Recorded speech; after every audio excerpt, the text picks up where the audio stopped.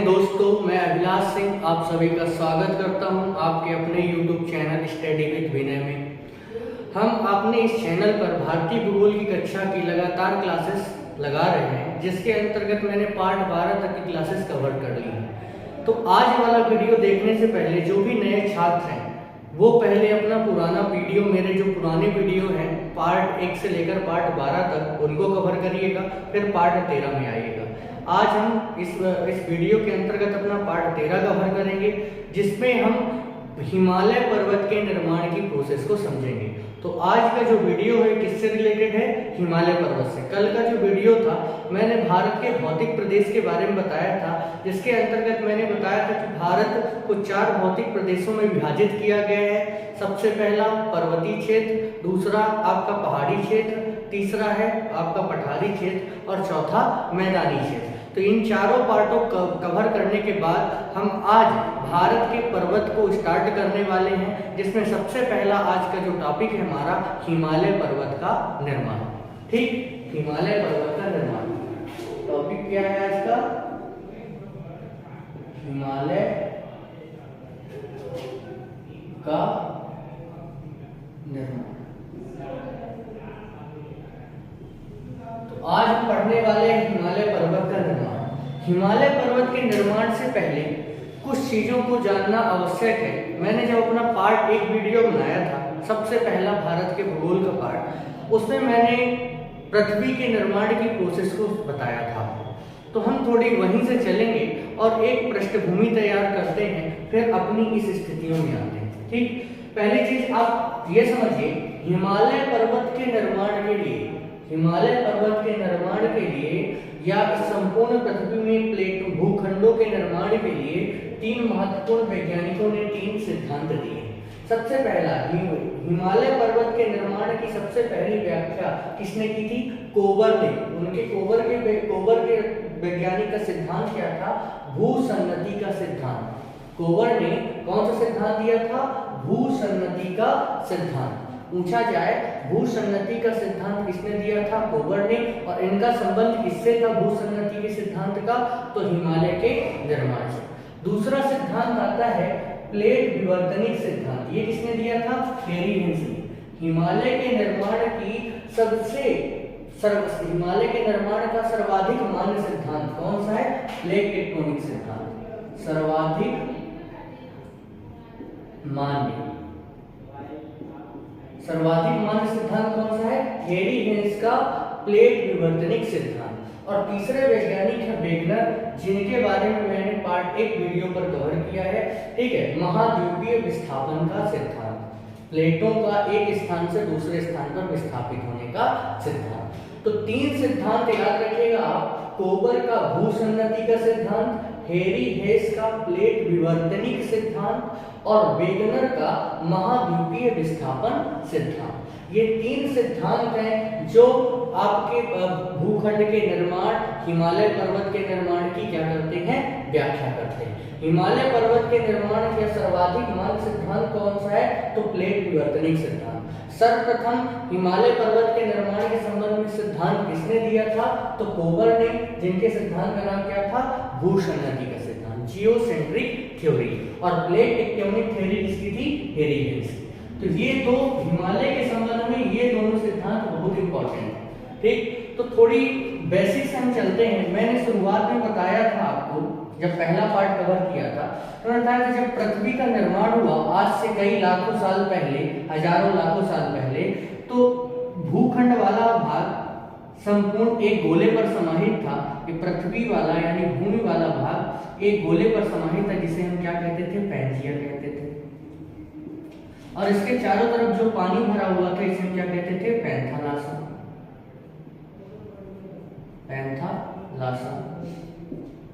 ठीक, फिर हेरी हेंस कहते हैं कि ये जो भूमि है ये क्या है? प्लेट के समान है। ये क्या है? प्लेट के समान है, जिसपे क्या होगा? वेगनर के अनुसार इस पर महाद्वीपीय विस्थापन होगा, जिससे ये प्लेट टूटकर 2 टुकड़ों में बट जाएगी। और ये 2 टुकड़ों पे टूट जाती है। पैंजिया 2 टुकड़ों में टूटता है। ऊपर वाले कहते हैं अंगारा लैंड, और नीचे वाले क्या कहते हैं? गोंडवाना लैंड। ये सब पार्ट 1 मैंने वीडियो वीडियो पार्ट एक जो वीडियो बना था उसमें पूरे डिटेल के साथ इस चीज को समझाया। तो आप लोग इस चीज को अगर अच्छे से समझना है, पैंजिया, पैंथालासा, ये सब कुछ भूखंड के निर्माण की प्रक्रिया को, तो मेरा पार्ट एक जरूर देखिएगा, ठीक। तो अंगारा लैंड और गोंडवाना लैंड। फिर वेगनर कहते हैं कि फिर से इन प्लेटों में महाद्वीपीय विस्थापन होगा, और हेरी हेंस कहते हैं महाद्वीपीय विस्थापन के बाद इनमें प्लेटों पे क्या होगा, विखंडन हुए, प्लेटें फिर से टूट जाएंगी। अंगारा लैंड टूटेगा तो आपको पता है यूरोप महाद्वीप, उत्तरी अमेरिका महाद्वीप और यूरेशियन प्लेट में रूस जैसे देश यानी एशिया महाद्वीप का निर्माण हो जाएगा। गोंडवाना लैंड टूटेगा तो African plate, Indic plate, Madagascar plate, Antarctican plate, दक्षिणी अमेरिकन प्लेट, ऑस्ट्रेलियन प्लेट आदि प्लेटों का निर्माण हो जाएगा। तो ये जो गोंडवाना लैंड टूटेगा, तो गोंडवाना लैंड से टूटकर एक महत्वपूर्ण प्लेट निकल के आएगी, क्या, इंडिक प्लेट। सबसे पहले आप अफ्रीकन प्लेट को समझिए, ये है क्या, अफ्रीकन प्लेट। अफ्रीकन प्लेट से ही जुड़ी हुई थी क्या, आपकी इंडिक प्लेट, ठीक। इंडिक प्लेट यानी भारत का दक्षिणी हिस्सा, और ये किससे टूटकर अलग हुआ था, गोंडवाना लैंड। इस ये जो प्रक्रिया हम समझ रहे हैं, ये हेरी हेंस का प्लेट विवर्तनिक सिद्धांत और वेगनर के महाद्वीपीय सिद्धांत के अनुसार, ठीक। इनके अनुसार गोंडवाना लैंड की एक प्लेट टूटी तो अफ्रीकन प्लेट कहलाई, और एक प्लेट क्या बनी, इंडिक प्लेट। यही इंडिक प्लेट को मैं यहाँ दिखाई दे ये इंडिक प्लेट, आप ये जो लिखा हुआ है ये वही इंडिक प्लेट। इंडिक प्लेट हमारी पहले किससे जुड़ी हुई थी, अफ्रीकन प्लेट से जुड़ी हुई थी। वेगनर कहते हैं कि ये प्लेट स्थिर नहीं है, जितनी भी प्लेटें हैं आपके ये पृथ्वी पर हैं, ये प्लेट स्थिर नहीं है, ये किसी न किसी दिशा में गतिशील है। और हेरी हेंस कहते हैं कि इनमें क्या होता है, विवर्तन होता है, विवर्तन के कारण ये धीरे धीरे टूटकर एक दूसरे से अलग होकर दूसरे स्थान पर हो जाती है, पहुंच जाती है। तो जैसे इंडिक प्लेट को बताया उन्होंने कि उत्तर पूर्व दिशा में गतिशील थी, तो अफ्रीकन से अलग होकर ये उत्तर पूर्व दिशा में चली गई, ठीक। और ऊपर क्या थी, अंगारा लैंड से टूटकर एक प्लेट अलग हुई थी, ये अंगारा लैंड की प्लेट है, जिसे हम क्या कहते हैं, यूरेशियन प्लेट। अंगारा लैंड की प्लेट है यूरेशियन प्लेट, और ये किसकी प्लेट है, गोंडवाना लैंड, गोंडवाना, ठीक। अब इन वैज्ञानिकों के अनुसार सिद्धांत क्या है, भूसंगति कोबर का, प्लेट विवर्तनिक हेरी हेंस का, महाद्वीपीय विस्थापन वेगनर का। अब इन वैज्ञानिकों के अनुसार ये जो इंडिक प्लेट थी अफ्रीकन प्लेट से टूटकर उत्तर पूर्व दिशा में गतिशील हो गई, और ये कहां चली गई, यूरेशियन प्लेट के निकट चली गई। किसके निकट चली गई, यूरेशियन प्लेट के निकट। यूरेशियन प्लेट अंगारा लैंड की प्लेट का हिस्सा है, और इंडिक प्लेट गोंडवाना लैंड की प्लेट का हिस्सा है। और इन दोनों प्लेटों के मध्य एक विशाल सागर विस्तृत था, जिसे हम क्या कहते थे, टेथिस सागर। ये जो पानी भरा हुआ है आप देख रहे हैं, ये जलीय क्षेत्र को हम किस नाम से जानते थे, टेथिस सागर। मैं कह सकता हूँ दुनिया का दूसरा सागर या महासागर कौन सा था, तो आपका टेथिस सागर, ये जो आप देख रहे हैं, ठीक, टेथिस सागर। इसी टेथिस सागर वाले क्षेत्र को कोबर ने टेथिस भूसंगति नाम दिया था, टेथिस भूसंगति। किसने नाम दिया टेथिस भूसंगति, आपके कोबर नामक वैज्ञानिक। कोबर नामक वैज्ञानिक ने इस क्या कहते हैं, जहां ये पानी भरा हुआ क्षेत्र था टेथिस सागर, जिस वो प्लेट पर भरा हुआ पानी था, उस प्लेट को इन्होंने क्या नाम दिया, टेथिस भूसंगति। इसने कोबर नामक वैज्ञानिक। तो ये चीज आप अच्छी तरीके से समझ गए होंगे। मतलब ये डायग्राम आपको ये समझा रहा है कि गोंडवाना लैंड का हिस्सा अलग हुआ अफ्रीकन प्लेट के रूप में। अफ्रीकन प्लेट से एक प्लेट गोंडवाना लैंड की थी, इंडिक प्लेट, जो किससे जुड़ी हुई थी, अफ्रीकन प्लेट से। इनमें महाद्वीपीय विस्थापन हुआ और ये उत्तर पूर्व दिशा में गतिशील हो गई। और प्लेट टेक्टोनिक थ्योरी के अनुसार ये टूटी किससे, अफ्रीकन प्लेट से। जब ये ऊपर की ओर बढ़ी उत्तर पूर्व दिशा में, तो ये देखने को मिला कि जो ऊपर पाई जाने वाली अंगारा लैंड की यूरेशियन प्लेट थी, ये दक्षिण दिशा में गतिशील थी। मतलब इंडिक प्लेट उत्तर पूर्व दिशा में गतिशील थी और ये वाली प्लेट दक्षिण दिशा में गतिशील थी। ऊपर वाली नीचे आ रही थी और नीचे वाली ऊपर जा रही थी। और बीच में क्या भरा हुआ था, पानी।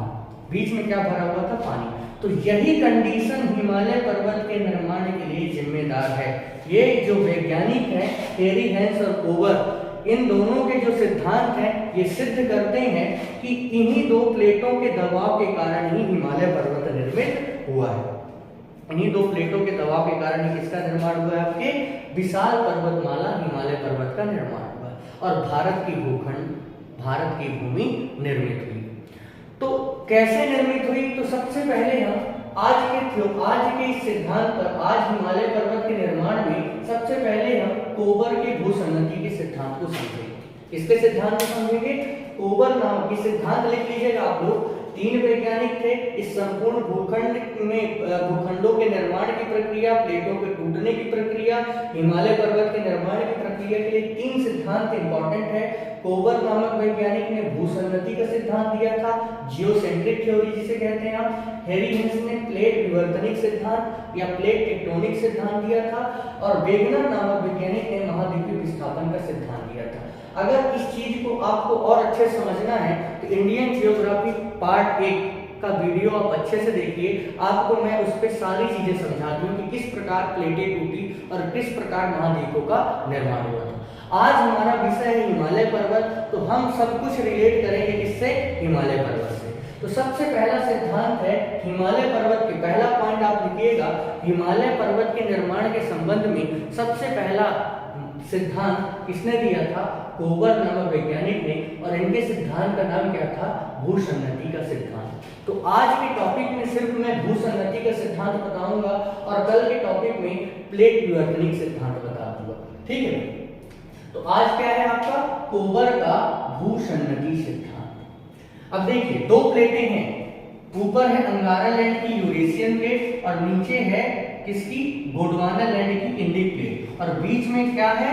टेथिस भूसन्नति या टेथिस सागर। टेथिस भूसन्नति या टेथिस सागर। तो कोबर के सिद्धांत के अनुसार, कोबर की जियोसेंट्रिक थ्योरी के अनुसार सबसे पहली स्थिति क्या क्रिएट हुई? देखिए, इस डायग्राम से आप समझिए, ये जो यहाँ पास देख रहे हैं आप, ये क्या है आपका? Indic plate. ये जो देख रहे हैं आप इंडिक प्लेट, ये किसका हिस्सा है? गोंडवाना लैंड की प्लेट का हिस्सा है। ये इसका हिस्सा है, गोंडवाना लैंड की प्लेट का हिस्सा है, जिसे आप क्या कहते हैं? Indic plate. और यहाँ पास है आपकी अंगारा लैंड की यूरेशियन प्लेट। अंगारा यूरेशियन प्लेट में आपको पता है रूस, चाइना, मंगोलिया आदि देश विस्तृत है। ठीक, इंडिक प्लेट में प्रायद्वीपीय भारत विस्तृत है। तो ये यहाँ साइड है आपकी अंगारा लैंड की यूरेशियन प्लेट और यहाँ साइड है आपकी गोंडवाना लैंड की इंडिक प्लेट। ये जो आपको मैंने गति बताई कि इंडिक प्लेट उत्तर पूर्व दिशा में गतिशील है और यूरेशियन प्लेट दक्षिण दिशा में गतिशील है। ये कोबर नामक वैज्ञानिक के सिद्धांत में ये गतियों का वर्णन नहीं है। याद रखिएगा, ये जो मैं बता रहा हूँ कि इंडिक प्लेट उत्तर पूर्व दिशा में गतिशील है और यूरेशियन प्लेट दक्षिण दिशा में गतिशील है, ये कोबर के भूसन्नति सिद्धांत में नहीं परिभाषित किया गया है। इसका वर्णन जब मैं दूसरा सिद्धांत बताऊंगा, हैरी हिंस का और वेगनर का, इन सिद्धांतों पर आपको महाद्वीपीय प्लेटों में गतियां समझ में आएंगी, ये किस प्रकार गतिशील होती हैं। कोबर ने अलग कंसेप्ट के साथ प्लेटों हिमालय पर्वत के निर्माण की व्याख्या की है। तो आइए हम समझते हैं। सबसे पहली कंडीशन, ये मैंने 1 नंबर डाल के डायग्राम एक क्रिएट किया है। यहाँ साइड है आपकी इंडिक प्लेट, यहाँ साइड है Eurasian plate. Indic plate Gondwana land का हिस्सा है और अंगारा लैंड का हिस्सा है यूरेशियन प्लेट। और बीच में जो इनके मध्य सागर विस्तृत है, ये जो बीच में ये जो जली क्षेत्र है, क्या है? जली वाला क्षेत्र, ये जल वाला हिस्सा है। यहाँ ये जो पानी वाला हिस्सा है, इसे हम क्या कहते हैं? टेथिस सागर कहते हैं। बीच में क्या भरा हुआ है? टेथिस सागर। और इस टेथिस सागर, जिस भूखंड में ये पानी भरा हुआ है, नीचे कोई ना कोई तो भूमि होगी तब ना ऊपर पानी भरा है, तो नीचे जो ये भूखंड है, इस भूखंड को किस नाम से जाना जाता है? टेथिस भूसन्नति। टेथिस भूसन्नति नाम किसने दिया था? तो याद रखिएगा, कोबर नामक वैज्ञानिक। ये जो हम थ्योरी पढ़ रहे हैं, किसके अनुसार हम पढ़ रहे हैं? कोबर के अनुसार पढ़ रहे हैं। तो कोबर नामक वैज्ञानिक ने कौन सा सिद्धांत दिया था? टेथिस भूसन्नति का सिद्धांत, जिसके अनुसार उन्होंने जो टेथिस सागर है, जिस भूखंड पर, जिस महाद्वीपीय प्लेट पर ये भरा हुआ था पानी टेथिस सागर का, उस प्लेट को क्या नाम दिया इन्होंने? टेथिस भूसन्नति। कहने का मतलब ये जैसे है, ये एक प्रकार से गड्ढा है, इस गड्ढे में क्या भरा हुआ है? पानी। तो ये पानी जो हो गया, ये क्या हो गया आपका? टेथिस सागर। संसार का दूसरा सबसे बड़ा सागर, संसार का दूसरा सागर याद रखिए सर। दूसरा सब पहला था पैंथालासा और दूसरा था टेथिस सागर। अब ये टेथिस सागर का पानी हो गया। अब जिस भूखंड में भरा हुआ है इसको कोबर ने क्या नाम दिया? टेथिस भू सन्नति। टेथिस भू सन्नति, समझ रहे हैं ना? ये जो पानी भरा हुआ है इसे टेथिस सागर कहेंगे और जो जिस भूखंड पे भरा हुआ उसे टेथिस भू सन्नति कहेंगे। तो ये हो गया आपका टेथिस भू सन्नति। तो सिद्धांत की सबसे पहली प्रक्रिया कहां से स्टार्ट हुई? फर्स्ट स्टेप से स्टार्ट हुई, जिसमें इन्होंने बताया दो प्लेटें थी, इंडिक प्लेट और Eurasian plate. Indic plate Gondwana land का पार्ट था, यूरेशियन प्लेट अंगारा लैंड का भाग था और इन दोनों प्लेटों के मध्य एक विशाल सागर विस्तृत था जिसे टेथिस सागर कहते थे। और ये जो टेथिस सागर था जिस भूखंड में विस्तृत था उसे टेथिस भू सन्नति के नाम से जाना जाता था। ये किसने कहा? कोबर नामक वैज्ञानिक ने। अब आइए कंडीशन दूसरी स्टेज पर आते हैं। दूसरी स्टेज पर ये है आपका इंडिक प्लेट,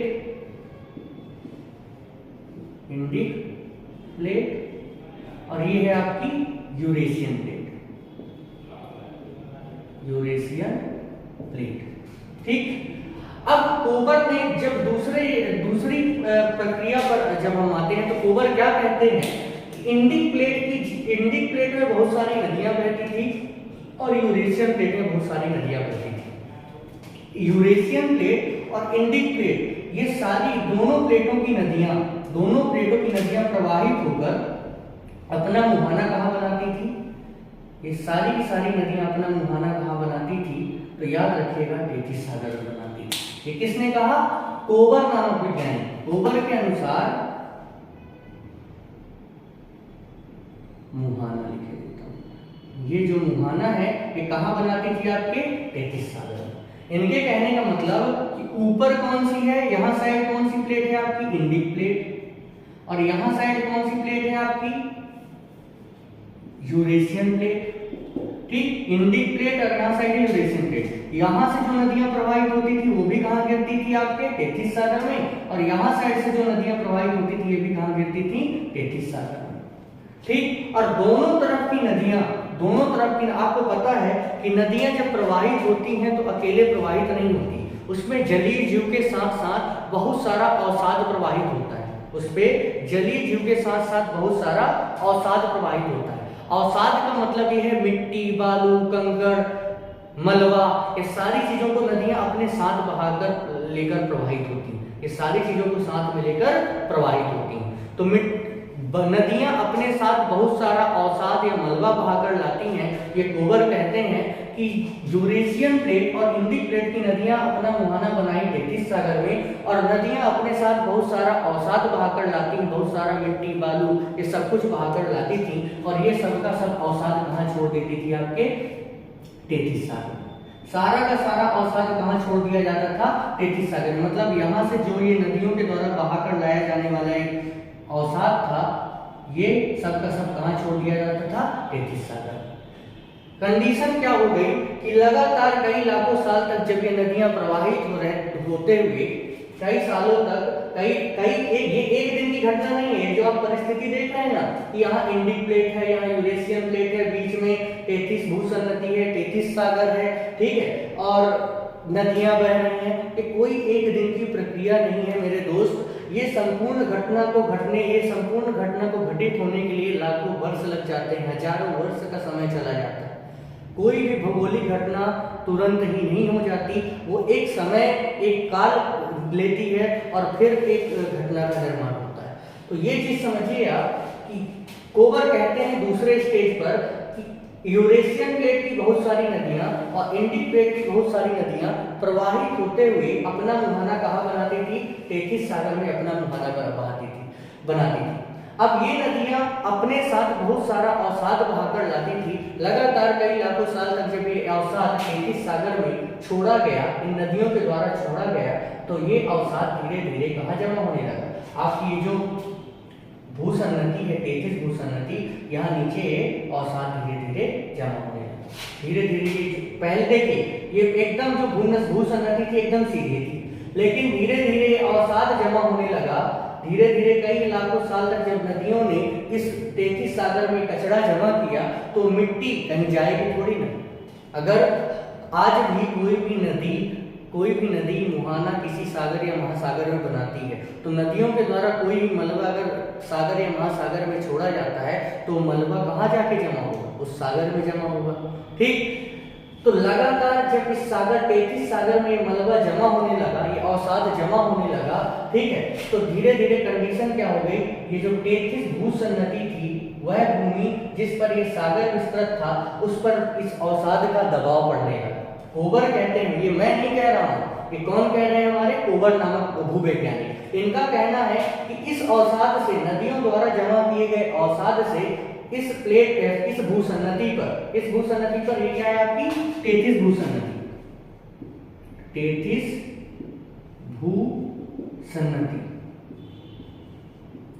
ठीक, इस तेथिस भूसन्नति पर ये जो सीढ़ी थी इस पर अवसाद के कारण दबाव पड़ा, ठीक है, इस पे लगातार अवसाद का जमा हुआ और जिसपे इस पे क्या पड़ा, दबाव पड़ा, और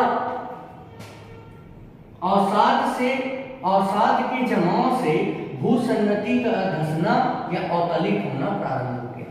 यहाँ नीचे एक लाइन लिखी हुई है कि जब नदियों ने यहाँ अवसाद जमा किया तेथिस भूसन्नति में तो कंडीशन क्या बन गई, अवसाद के जमाव से भूसन्नति का धंसना या अवतलित होना प्रारंभ हो गया। ठीक, तो जब ये मलबा लगातार नदियों के द्वारा इस क्षेत्र पर जमा किया गया तो कंडीशन क्या हो गई मेरे दोस्त, स्थितियां ऐसी उत्पन्न हो गई कि ये जो क्षेत्र था, ये भूसन्नति वाला जो ये क्षेत्र था तेथिस भूसन्नति का, ये नीचे की ओर धंसने लगा, किसके दबाव से, अवसाद के दबाव से। अब ये बताइए, जब ये हिस्सा धंसेगा, ये हिस्सा नीचे की ओर जाएगा तो ये प्लेटें एक दूसरे की तरफ बढ़ेंगी, ये हिस्सा नीचे धीरे धीरे ये भूसन्नति वाला हिस्सा सिकुड़कर नीचे की ओर जाने लगा और ये प्लेटें एक दूसरे के क्या आने लगी, करीब आने लगी। मतलब ये जो तेथिस भूसन्नति है यहाँ अवसाद भरा जाने लगा जिससे इसका जो भूसन्नति वाला भूमि वाला नीचे का जो हिस्सा है वो धंसने लगा और सकरा होने लगा और ये प्लेटें एक दूसरे के करीब जाने लगी। तो दूसरी स्थिति में कोबर ने क्या समझाया आपको कि नदियां अवसाद जमा की, अवसाद के जमाव से तेथिस भूसन्नति धंसने लगी और वो धीरे धीरे सक्रिय होने लगी और अवसाद उस पर लगातार जमने लगा और इंडिक प्लेट और यूरेशियन प्लेट धीरे धीरे एक दूसरे के करीब आने लगे। दूसरी स्थिति समझ में आई। अब आते हैं तीसरी कंडीशन, तीसरी स्टेज क्या होती है। तीसरी स्टेज में लगातार जब नदियों के द्वारा एक अवसाद जमा होता है, लगातार ये नदियों के द्वारा आप देख सकते हैं जो अवसाद है इस पूरे के पूरे भूसन्नति वाले हिस्से पर जमा होने लग जाता है, जिससे तेथिस भूसन्नति वाला जो क्षेत्र था, तेथिस भूसन्नति में जो जलीय क्षेत्र था तेथिस सागर का, वो उसका अभाव होने लग जाता है। मतलब तेथिस सागर के जलीय क्षेत्र का, ये आप देख रहे हैं पानी कितना कम हो गया। पहले पानी यहाँ तक भरा रहता था, ये देखिए पहले डायग्राम में देखिए यहाँ तक पूरा पानी भरा है, ये पूरा का पूरा तेथिस सागर, ये पूरा पूरा तेथिस सागर, ठीक,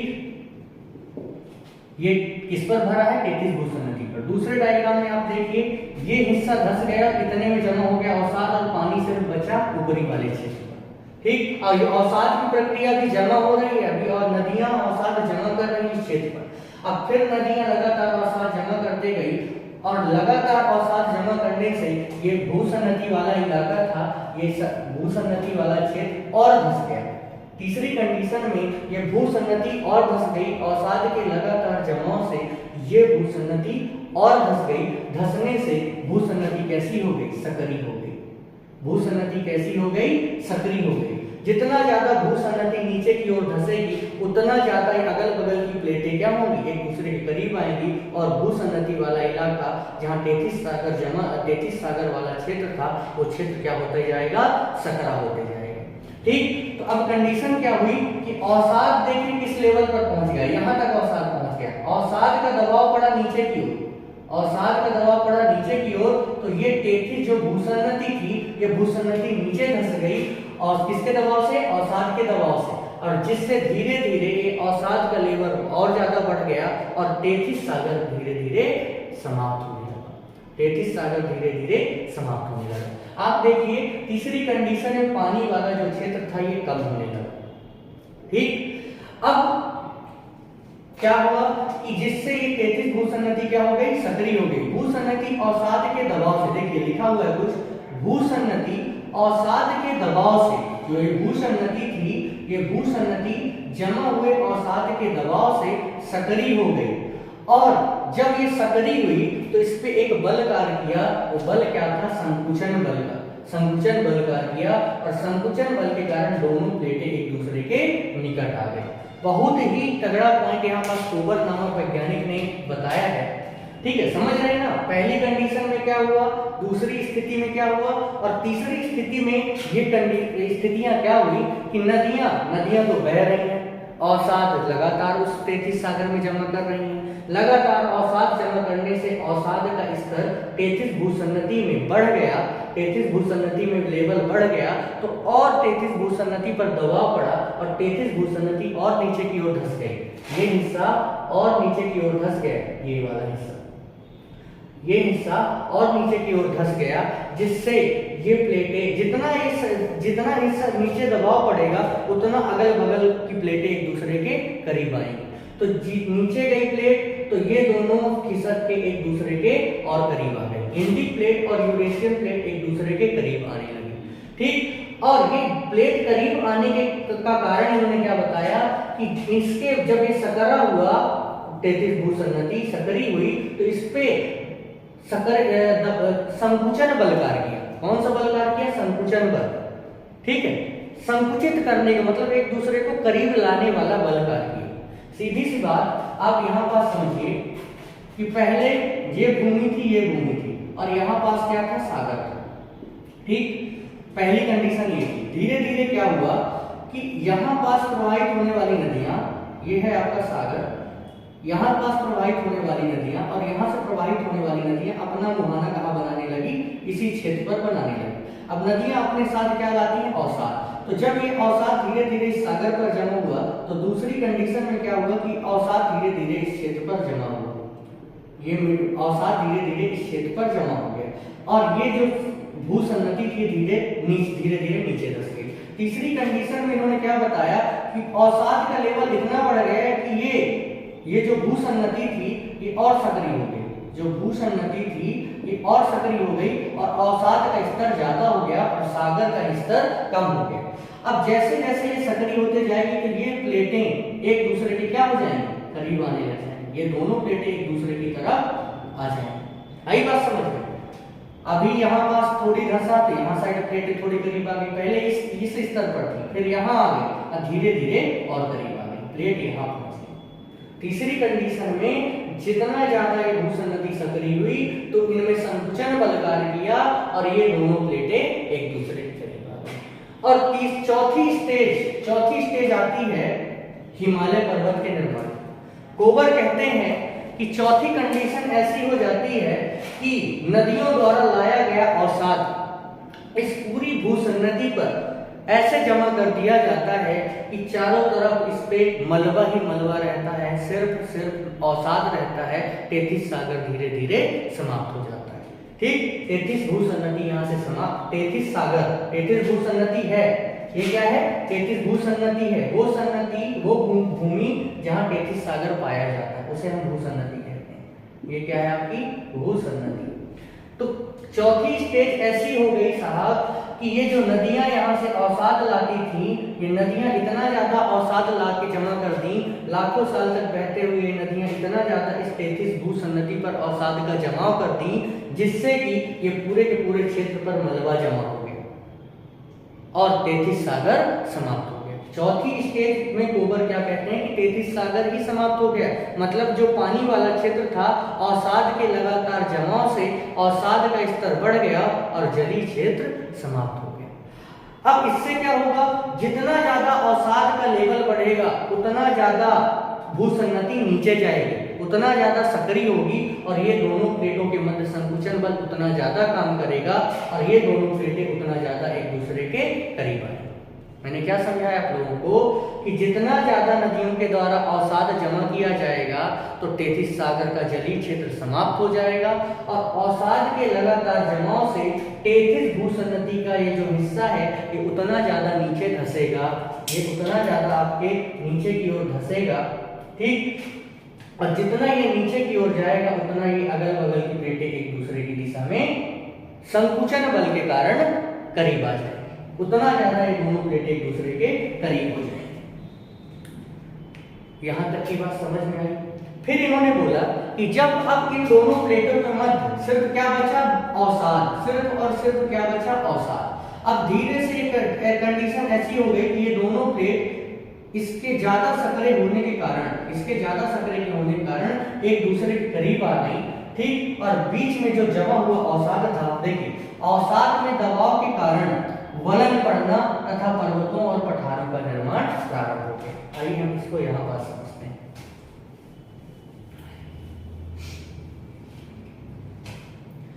चौथी स्टेज में क्या हुआ कि ये है आपकी इंडिक प्लेट, समझिए ये क्या है आपकी इंडिक प्लेट और ये क्या है यूरेशियन प्लेट, ठीक। और बीच में क्या था आपकी ये टेथिस भूसंतति, टेथिस भूसंतति। अब यहाँ चौथी कंडीशन में हम क्या देखते हैं कि इतना ज्यादा नदियों के द्वारा यहाँ अवसाद छोड़ दिया जाता है कि अवसाद का स्तर ऊपर तक आ जाता है, अवसाद का स्तर नीचे से तल से लेकर ऊपर वाले क्षेत्र तक, पूरा नीचे से लेकर ऊपर तक यहाँ अवसाद जमा हो जाता है। और जितना ज्यादा अवसाद जमा होता है उतना ज्यादा ये क्या कहते हैं आपकी भूसंतति नीचे की ओर धंसते जाती है और जितना ज्यादा ये नीचे की ओर धंसती है उतना ज्यादा इंडिक प्लेट और यूरेशियन प्लेट में संकुचन बल कार्य करता है और ये एक दूसरे की तरफ संकुचित होने लगती हैं, अर्थात इंडिक प्लेट और यूरेशियन प्लेट एक दूसरे के करीब आने लगती है, ठीक।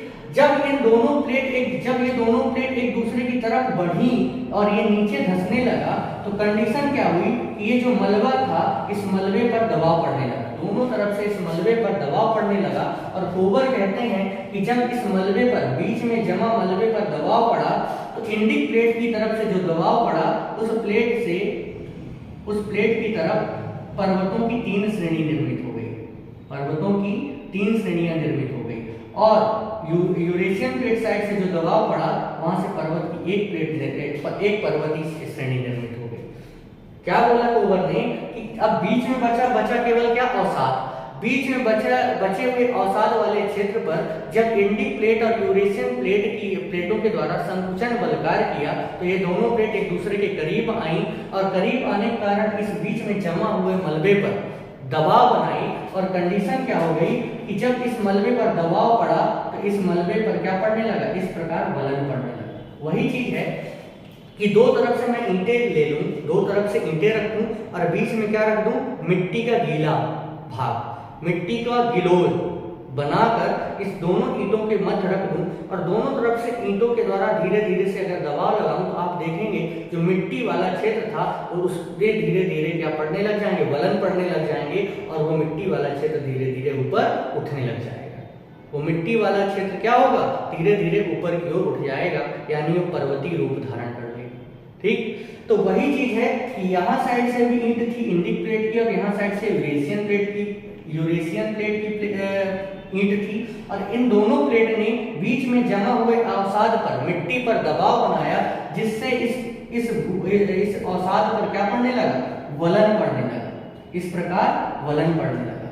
अब ये वलन किस स्तर पर पड़ा कि इंडिक प्लेट की तरफ से दबाव के कारण जो वलन पड़ा, इंडिक प्लेट की दबाव से जो वलन पड़ा उस पर 3 पर्वत श्रेणियां बनी जिसे आप क्या कहते हैं, हिमालय पर्वत, जिसे आप क्या कहते हैं, हिमालय।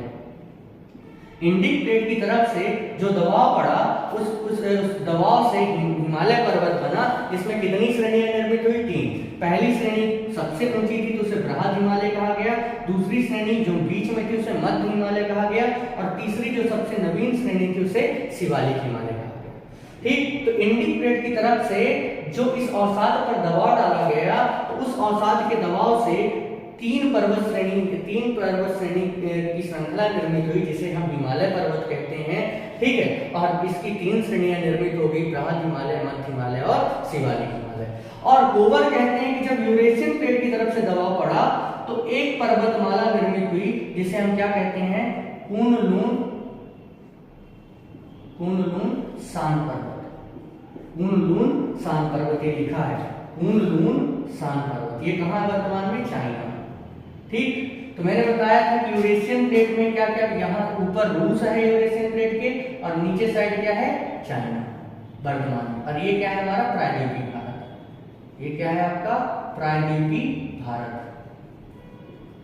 ठीक, तो यहां से प्रायद्वीपीय भारत ऊपर की ओर गया, ऊपर से यूरेशियन प्लेट नीचे आई, बीच में यहाँ अवसाद जमा था, अवसाद पर दबाव पड़ा, और दबाव पड़ने से ऊपर साइड के दबाव से एक पर्वतमाला निर्मित हुई जो चाइना में चली गई, और उसे क्या बोला गया, कुन-लुन शान पर्वत। और जो यहाँ इंडिक प्लेट के दबाव से यहाँ जो पर्वत निर्मित हुआ, तीन श्रेणियों में निर्मित हुआ, उसे क्या कहा गया, हिमालय। तो आप देखिए ये चौथी स्टेज है, चौथी स्टेज आखिरी स्टेज है जिस पे हिमालय पर्वत का निर्माण हुआ। इस पे कोबर क्या कहते हैं कि अवसाद इतना ज्यादा जमा हो गया कि भूसन्नति और ज्यादा धंस गई, जिससे तेथिस सागर समाप्त हुआ, और इस तेथिस सागर वाले क्षेत्र पर अवसाद का स्तर बढ़ गया, और अवसाद जितना ज्यादा हुआ उतना ज्यादा इन दोनों प्लेटों के मध्य संकुचन बल कार्य किया, और ये दोनों प्लेटें एक दूसरे के करीब आई। और इंडिक प्लेट जब इस अवसाद पर दबाव बनाती है तो तीन पर्वत श्रेणियों की एक पर्वतमाला निर्मित होती है, जिसे आप क्या कहते हैं, हिमालय पर्वत। हिमालय पर्वत, और हिमालय पर्वत कैसा है, वलित और मूलधार पर्वत श्रृंखला है। दुनिया की सबसे नवीन, दुनिया की सबसे नई वलित मूलधार पर्वत श्रृंखला कौन सी है, हिमालय पर्वत।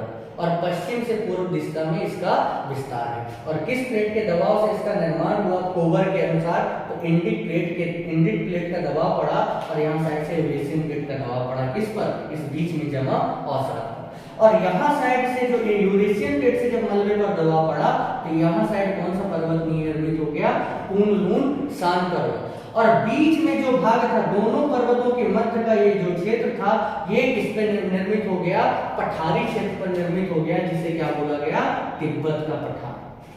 कितना अच्छा कंसेप्ट है, लेकिन कोबर का सिद्धांत मान्य तो है, लेकिन 70% ही मान्य, ये सर्वाधिक मान्य नहीं है। हिमालय पर्वत के निर्माण का पहला सिद्धांत कोबर ने दिया था, लेकिन ये सर्वाधिक मान्य सिद्धांत नहीं है, क्योंकि कोबर ने यहाँ पास वास्तविक बल की व्याख्या नहीं की। संकुचन बल तो बताया कि संकुचन बल ये बताया कि जब प्लेट भूसन्नति सक्रिय होती है तब ये दोनों प्लेट पर संकुचन बल कार्य करते एक दूसरे के करीब आती है। तो आप खुद सोचिए, इतना ज्यादा मलबे का दबाव पड़ जाएगा कि कोई भूखंड नीचे धंस जाएगा।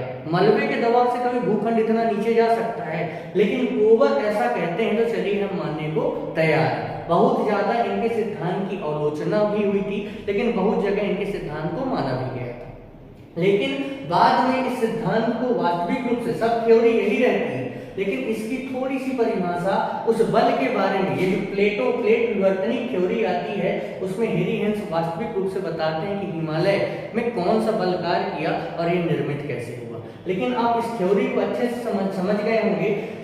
ये भी लगभग 70 से 80% कोबर का सिद्धांत ही मान है, और हेरी हेंस का मान। हेरी हेंस यही पूरी थ्योरी बताई है, बस लास्ट में उसने प्लेटों में कार्य करने वाली जो प्लेटों की गति बता दी। कोबर ने अपनी थ्योरी पर यह गति नहीं बताई कि इंडिक प्लेट उत्तर पूर्व दिशा में गतिशील है और यूरेशियन प्लेट दक्षिण दिशा में गतिशील है। महाद्वीपीय विस्थापन के बारे में कोबर नहीं बताया। वो सिर्फ क्या बोले कि जैसे जैसे सक्रिय होती गई भूसन्नति, वैसे वैसे ये दोनों प्लेटें संकुचन बल के कारण एक दूसरे की दिशा में बढ़ने लगी। बाकी उन्होंने ये नहीं बताया कि इनमें पहले से ही गति थी, ये पहले से ही एक दूसरे की दिशा में गतिशील थे, ये कोबर ने नहीं बताया। समझ में आई बात? जबकि वास्तविकता क्या है, इंडिक प्लेट पहले ही उत्तर पूर्व दिशा में गतिशील थी और यूरेशियन प्लेट पहले ही दक्षिण दिशा में गतिशील थी। और ये क्या कहते हैं कोबर कि ये संकुचन बल के कारण एक दूसरे के करीब गई। जैसे जैसे खाई सकरा होता गया भूसन्नति वाला क्षेत्र, वैसे वैसे एक दूसरे के करीब गए। तो ओवरऑल इस पूरे सिद्धांत से हमें यह समझ में आया कि जब इस संकरे क्षेत्र पर दबाव पड़ा तो इंडिक प्लेट की तरफ से जो दबाव पड़ा वह उस क्षेत्र पर किसका निर्माण हो गया, हिमालय पर्वत का निर्माण हो गया। और यूरेशियन प्लेट की तरफ से जो दबाव पड़ा वो चाइना में कुनलुन शान पर्वत का निर्माण हो गया। और बीच का जो मध्य का जो धंसा हुआ क्षेत्र था, दोनों पर्वत हिमालय पर्वत और कुनलुन शान पर्वत के मध्य जो बीच का उठा हुआ ऊबड़ खाबड़ मैदान था उसे क्या कहा गया, तिब्बत का पठार। तो अक्सर आप देखिए कि यहाँ पास क्या निर्मित हो जाएगा, हिमालय पर्वत। पूरी 33 भूसन्नति में 3 पर्वत श्रेणियों की श्रृंखला निर्मित हो जाएगी जिसे आप क्या कहेंगे, हिमालय पर्वत। ठीक, और हिमालय पर्वत के ऊपर आपको पता है किसका विस्तार है, तिब्बत के पठार। हिमालय पर्वत के ऊपर किसका विस्तार है, तिब्बत के पठार। ठीक, और इसके ऊपर किस श्रृंखला का विस्तार है, आपके कुनलुन शान पर्वत का विस्तार। ठीक, तो ये दोनों प्लेटें जब टकराएंगी तो बीच में हिमालय पर्वत, फिर सब नीचे साइड हिमालय पर्वत, मध्य में तिब्बत का पठार और ऊपर कुनलुन शान पर्वत। ठीक, ये था कोबर का भूसन्नति सिद्धांत। तो जाहिर सी बात है इस थ्योरी में आप लोग अच्छे से समझ गए होंगे कि किस प्रकार कोबर ने हिमालय के निर्माण की प्रोसेस को समझाया। बस कोबर ने एक चीज बताना, अपने सिद्धांत, सारा सिद्धांत उनका सही है, लेकिन एक कंसेप्ट वो नहीं बता पाए कि ये दोनों प्लेटें एक दूसरे की दिशा में गतिशील। उन्होंने क्या बताया, ये दोनों प्लेटें एक दूसरे की तरफ इसलिए गई क्योंकि इनके मध्य जो आपका अवसादी क्षेत्र था, अवसाद के दबाव से 33 भूसन्नति वाला हिस्सा धंस रहा था, और जितना ये धंस रहा था उतना ये प्लेटें एक दूसरे के करीब जा रही थी। ये कौन बताया, कोबर ने। जबकि वास्तविकता क्या है, ये दोनों प्लेट पहले से एक दूसरे की दिशा में गतिशील। ठीक, आप खुद सोचिए कि अवसाद में इतनी ताकत होगी कि किसी प्लेट को, किसी भूखंड को नीचे दबा दे, इतना तो नहीं होगा भाई। हिमालय पर्वत एक विशाल दुनिया की सबसे ऊंची पर्वत श्रृंखला है। अगर उसका निर्माण हुआ तो इंडिक प्लेट और यूरेशियन प्लेट में तगड़ी टक्कर हुई होगी, तगड़ा दबाव बना होगा, तब ये पर्वत निर्मित हुआ होगा। ऐसे ही नहीं कि संकुचन बल नॉर्मल तरीके से काम कर जाएगा और पर्वत का निर्माण हो जाएगा। ओवरऑल हम ये पूरी की पूरी जो थ्योरी समझे अभी तक वो किसके अनुसार था, कोबर की भूसन्नति सिद्धांत के अनुसार था। कल जो हम समझेंगे हमारा कंसेप्ट वास्तविक रूप से जो सर्वाधिक मान्य सिद्धांत है हिमालय पर्वत के निर्माण का, उसे हम कहते हैं प्लेट विवर्तनिक सिद्धांत।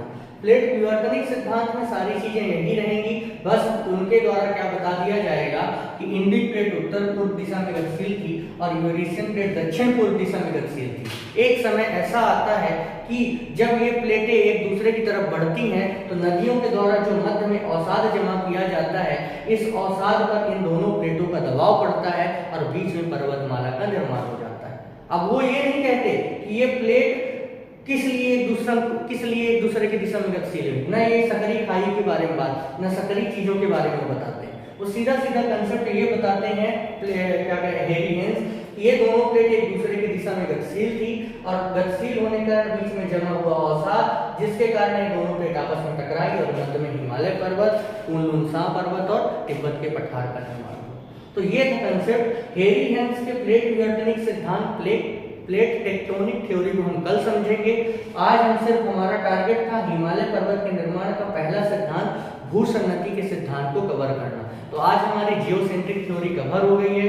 वीडियो अच्छा लगा हो तो लाइक करें, सब्सक्राइब करें और शेयर करना बिल्कुल ना भूलें। और मेरा मानना है कि इससे अच्छा कंटेंट YouTube में आपको वीडियो तो बहुत मिलेंगे, लेकिन ये जो कंसेप्ट है ये आपको बहुत ही कम देखने को मिलेगा। पेड कोर्स में भी आपको ये मैटर नहीं मिलेगा, ये जान लीजिए आप। ठीक है, इसे अच्छी तरीके से अध्ययन करिए, प्रॉपर नोट्स बनाइए और कल के पार्ट में हम हिमालय के निर्माण में प्लेट विवर्तनिक सिद्धांत को समझेंगे और फिर देखेंगे हिमालय पर्वत निर्मित कैसे हुआ। वीडियो अच्छा लगा हो तो ज़्यादा से ज़्यादा शेयर करिएगा, हमारा सपोर्ट करिए, ज़्यादा से ज़्यादा इसको सब्सक्राइब करवाइए, जिससे हम लगातार आपके लिए इसी प्रकार अच्छे से अच्छा कंटेंट लाने का प्रयास करें। और एक चीज़ और आपको जानकारी दे दूँ, जल्द ही हम अपने चैनल पर बायोलॉजी और फिजिक्स की कक्षाएं प्रारंभ करने वाले हैं। साइंस के 2 महत्वपूर्ण सब्जेक्ट, आपको पता है कि परीक्षाओं में बहुत ही अपनी योग्यता रखते हैं, चाहे फिजिक्स हो चाहे बायोलॉजी। तो ये दोनों के दोनों सब्जेक्ट हम अपने चैनल पर स्टार्ट करने वाले हैं। तो आप हमारा ज़्यादा से ज़्यादा सपोर्ट करिए कि हम इसी प्रकार अच्छे से अच्छा कंटेंट लाने का कार्य करें।